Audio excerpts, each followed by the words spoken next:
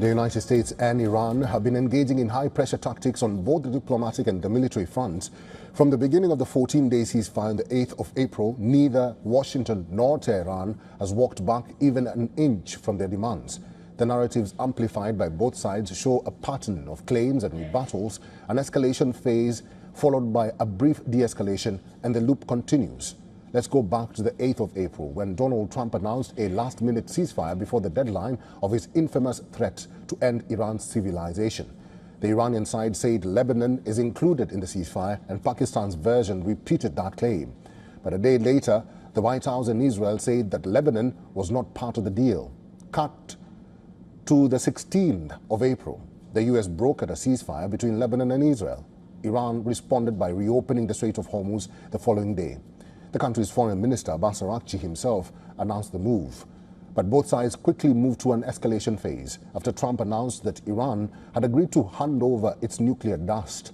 Iran denied agreeing to such a condition and announced the closure of the Hormuz Strait, once again citing the continuation of the U.S. naval blockade as a reason. In his next move, the President of the United States announced a second round of talks with Iran. He also said that the U.S. delegation will reach Islamabad on Monday. But Iran is yet to confirm its participation in the second round of talks in Pakistan. As of now, as I am speaking to you, we have no plan for the next round of negotiations. No decision has been taken in this regard.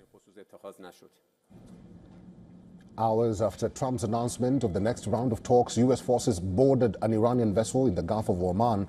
Iran called it a breach of the ceasefire, and the IRGC vowed to respond in kind. The only connecting link between Tehran and Washington is Pakistan. Pakistan's Army Chief Asim Munir and Prime Minister Shehbaz Sharif are talking to both sides. Despite the uncertainty, Islamabad is preparing for the second round of talks.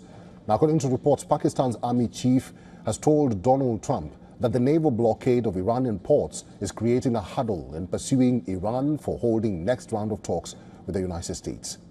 Even if both sides agree to talk and show up in Pakistan, the future of the ceasefire depends on how they bridge the gap on the Strait of Hormuz, an issue of nuclear enrichment.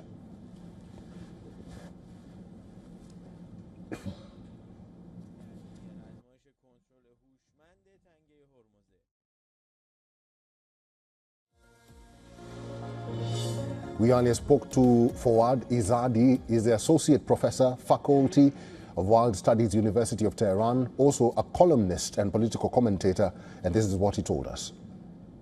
It would be difficult for Iranians to go to Islamabad. You're supposed to be negotiating in good faith in international relations. The United States started a blockade of Iran right after the talks last time. Blockading other countries is an act of war under international law.